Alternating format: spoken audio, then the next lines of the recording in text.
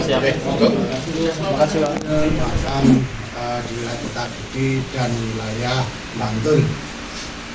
Pertama kita sampaikan bahwasanya berangkat dari datang seorang laki-laki bernama inisial DM, yang mana beliau sebagai juru kunci menyampaikan bahwasanya pada hari Jumat tanggal 18 itu sekitar jam 16.00 didapati 4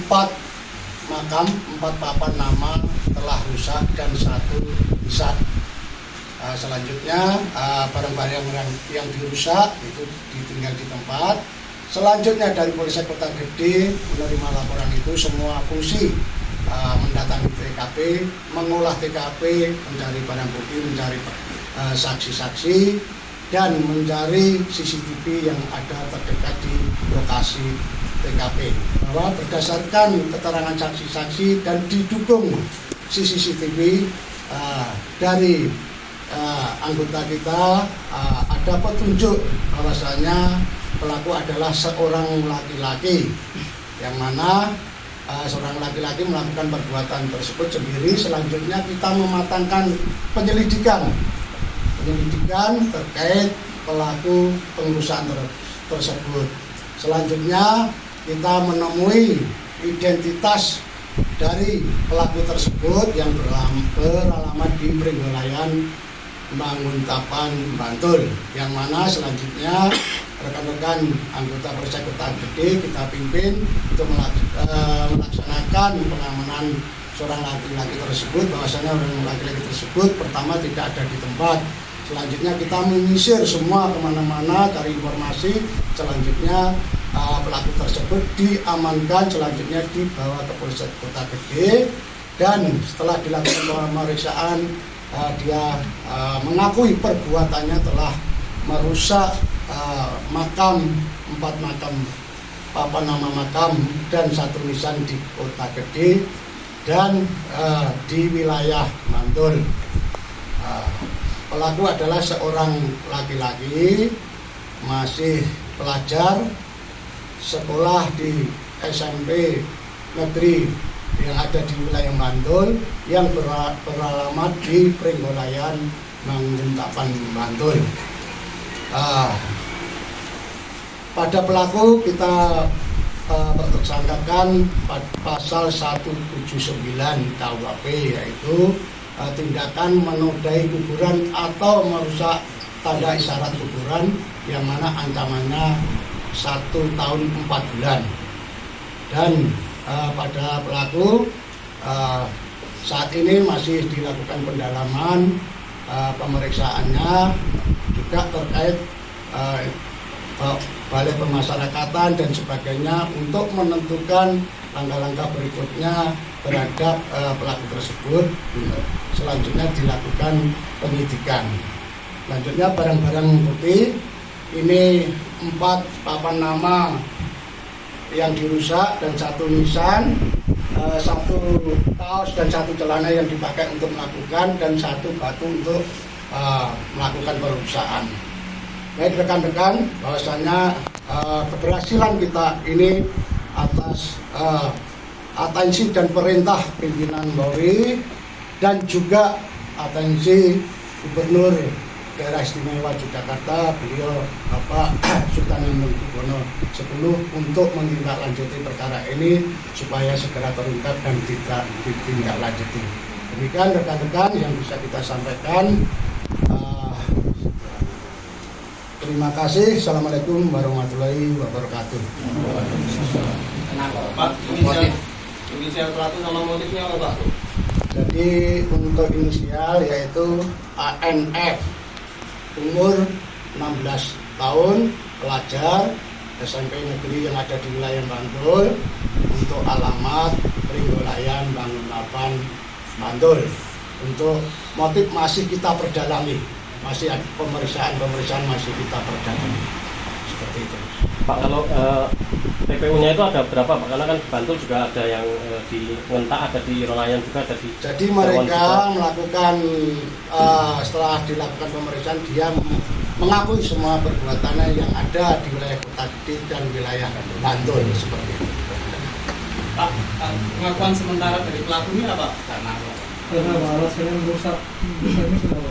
Jadi untuk motif masih kita perdalam, rekan-rekan. Mohon waktunya, nanti masih pemeriksaan kita perdalam untuk pemeriksaan untuk motifnya. Kondisi kejiwaan gimana Pak? Untuk kejiwaan memang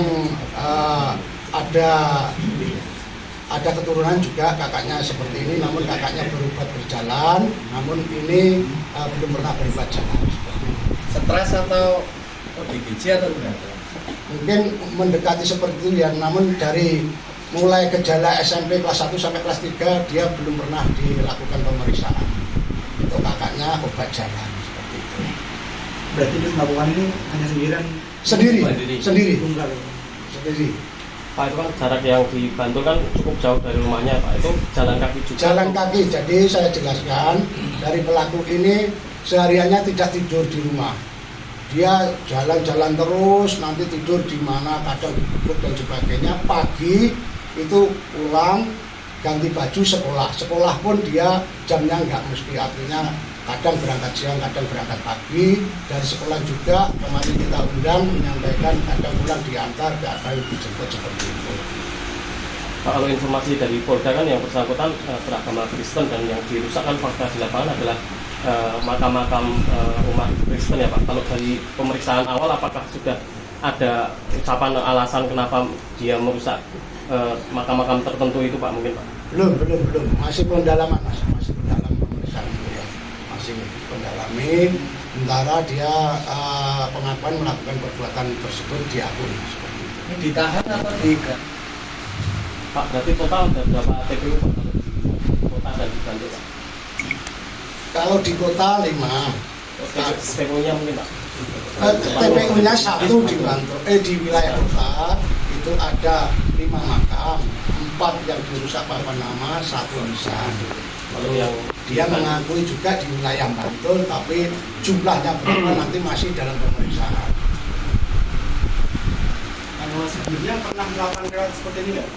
Belum pernah. Ini kali pertama ya? Baru pertama dia melakukan pengakuan. Kalau perusahaan mungkin fasilitas umum lain Pak mungkin? Tidak ada.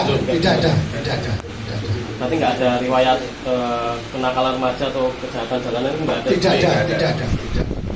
Dan berarti dugaan awalnya gangguan jiwa gitu? Masih nanti kita dalami, kita periksakan. Karena sejak semula belum pernah diperiksakan dari warga maupun dari pihak.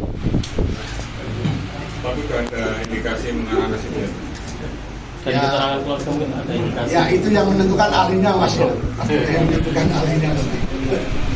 Kalau komunikasi lancar kan saat di pemerintahan keterangan gitu? Lancar, kadang ya juga ada hambatan-hambatan seperti itu, suruh mengingat dan sebagainya. Ide merusak makam ini dari mana Pak? Yang bersangkutan itu mengetahui atau dari nonton video atau seperti apa? Maksudnya Mbak? Ide merusak makam kan tadi untuk alasan kenapa dia merusak makam belum ada ya Pak ya, hingga saat ini masih pendalaman. Lalu ide mau merusak makam ini dari mana Pak tercetusnya? Oh, Pemicunya itu Pak? jadi mereka tidak menjelaskan, sementara belum menjelaskan seperti itu. Karena dia sering jalan-jalan seperti itu. Nah, pengakuannya hariannya itu dia jalan-jalan, tidur di luar, pulangnya hanya pagi aja saat sekolah. Kadang ya tidak mandi. Di malam itu jalan keliling gitu? Jalan keliling Mas, jalan muter-muter terus. Sementara keterangan seperti itu. Pak, untuk latar belakang orang tuanya diduga pelaku gimana Pak? Apakah Jadi orang tuanya itu bapaknya meninggal, dia tinggal bersama ibu sama kakaknya. Kakaknya ada 3-4 bersaudara, yang paling besar itu sudah pisah rumah, artinya rumah sendiri sudah keluarga. Yang 2 itu tinggal serumah, yang 1 yang sakit tadi jalan tadi. Jadi kan Bapak sebutkan kalau dia jalan-jalan malam, apakah keseharian sekolahnya tidak terganggu Pak ketika disebutkan begitu? Sementara dari keterangan guru yang kita undang kemarin, dia tetap bisa menjalankan aktivitasnya sekolah namun tidak maksimum, artinya kalau berangkat mungkin masuk jam 8 dia jam 9 seperti itu. Ini juga masih ujian sampai. Berarti artinya sering bolos sekolah juga begitu? Masuk terus. Masuk terus. Pak, imbauan untuk masyarakat Pak.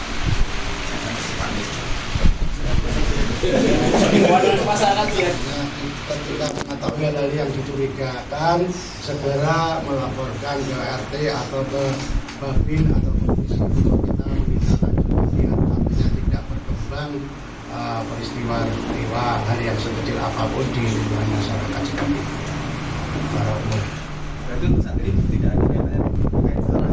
Tidak ada. Pak, diduga pelakunya kan dikenakan pasal 179. Apakah ada pendampingan khusus Pak mengingat terduga pelaku ini kan cukup bohong? Betul, sejak awal pemeriksaan itu diberlakukan sesuai peradilan anak, yaitu pendampingan dari Bapas, dari Peksos, dari lembaga bantuan anak juga.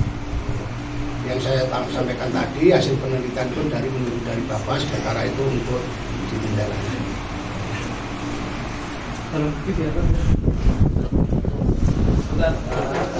yang bantu saya yang bisa aja. Warga. Ada yang mau bantu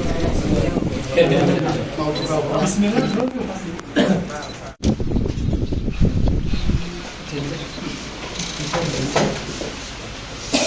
Oh ini yang sarung tangan. Sekarang gimana saya tak pakai.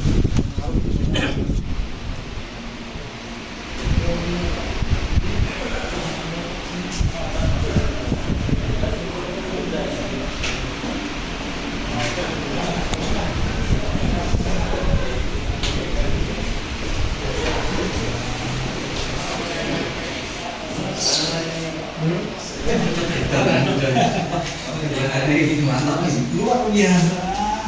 Nanti.